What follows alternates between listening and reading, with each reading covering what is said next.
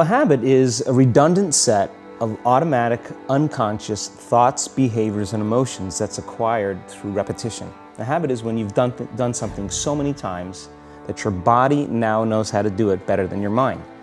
So if you think about it, people wake up in the morning, they begin to think about their problems.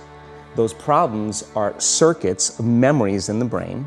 Each one of those memories are connected to people and things at certain times and places. And if the brain is a record of the past, the moment they start their day, they're already thinking in the past. Each one of those memories has an emotion. Emotions are the end product of past experiences. So the moment they recall those memories of their problems, they all of a sudden feel unhappy, they feel sad, they feel pain. Now, how you think and how you feel creates your state of being. So the person's entire state of being when they start their day is in the past.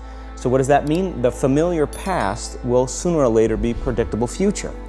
So if you believe that your thoughts have something to do with your destiny, and you can't think greater than how you feel, or feelings have become the means of thinking, by very definition of emotions, you're thinking in the past.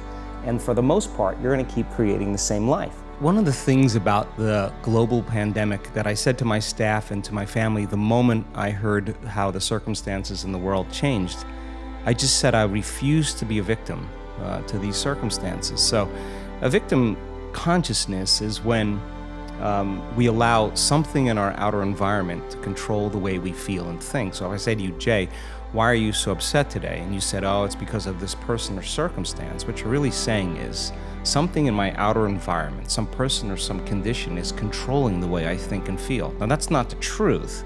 That's just a response, right? So anything that controls our thoughts and feelings causes us to be victim to those things.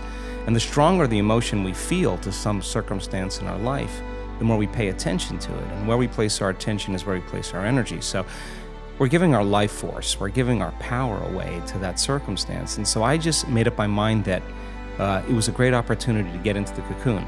And I don't think I've been healthier. Every time we have a thought, we make a chemical. And if you have an unlimited thought, you will feel unlimited. And if you have a self-depreciating thought, you'll feel unworthy. And your brain instantaneously fires circuits that signal another part of the brain to release peptides or chemical messengers that signal hormonal centers. And when we get that arousal from the thought that we think, those thoughts sometimes weaken, the response weakens the physical body. So it turns out that the emotions that are created from the thoughts are the signaling mechanisms of the body. Thoughts are the language of the brain, and feelings are the language of the body, and how we think and how we feel creates our state of being. The stronger the emotional reaction you have to some experience in your life, the higher the emotional quotient, the more you pay attention to the cause. And the moment the brain puts all of its attention on the cause, it takes a snapshot, and that's called a memory. So long-term memories are created from very highly emotional experiences.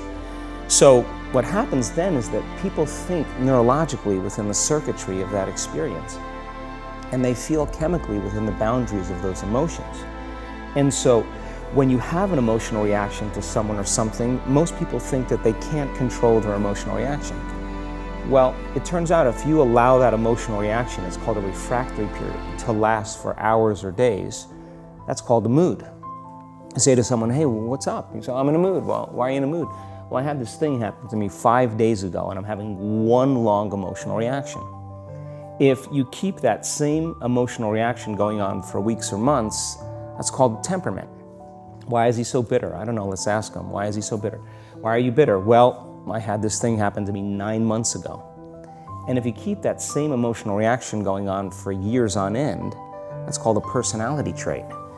And so learning how to shorten your refractory period of emotional reactions is really where the work starts.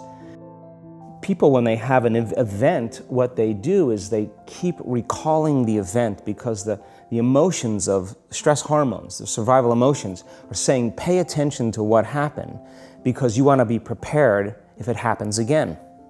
Turns out most people spend 70% of their life living in survival and living in stress. So they're always anticipating the worst case scenario based on a past experience. And they're literally, out of the infinite potentials in the quantum field, they're selecting the worst possible outcome, and they're beginning to emotionally embrace it with fear. And they're conditioning their body into a state of fear. Do that enough times, the body has a panic attack without you. You can't even predict it because it's programmed subconsciously.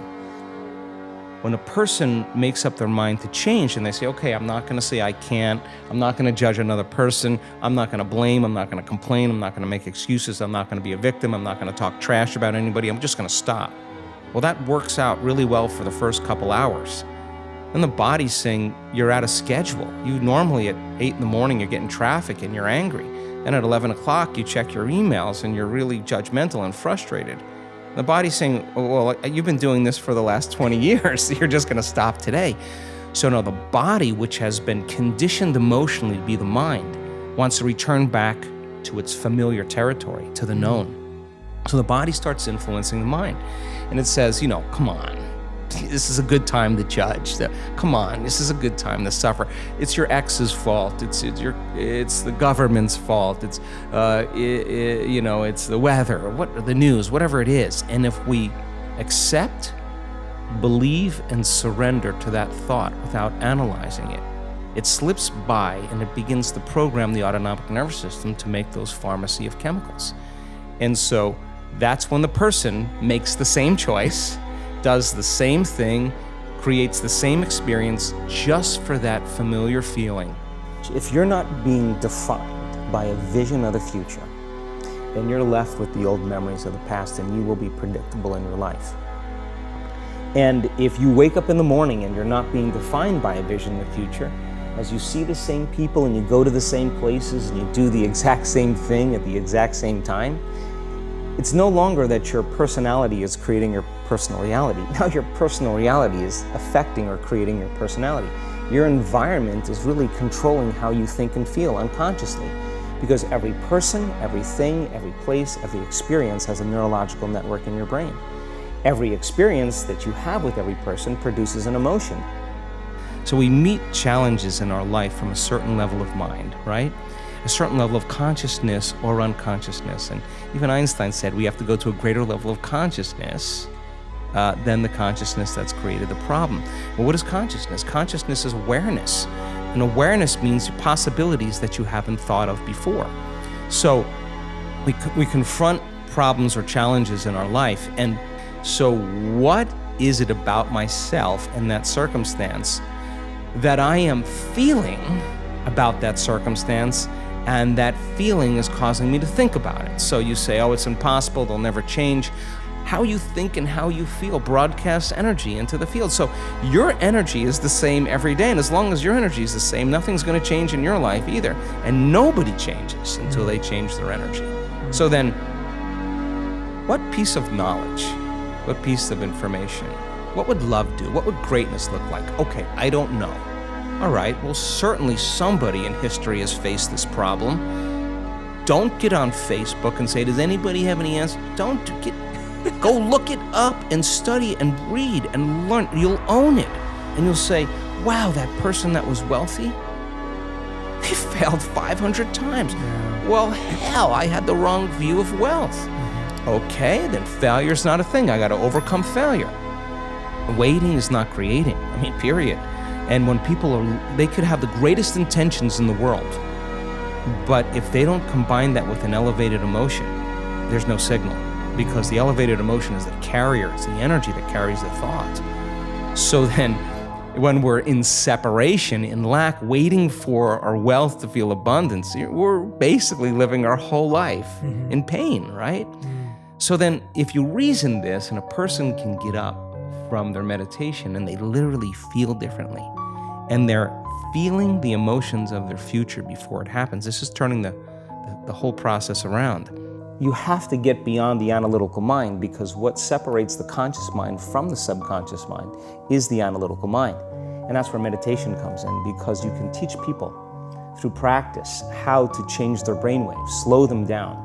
And when they do that properly, they do enter the operating system where they can begin to make some really important changes. So Most people then wait for crisis or trauma or disease or diagnosis. They wait for loss, some tragedy to make up their mind to change. And my message is, why wait? And you can learn and change in a state of pain and suffering, or you can learn and change in a state of joy and inspiration. And I think right now, the cool thing is that people are waking up.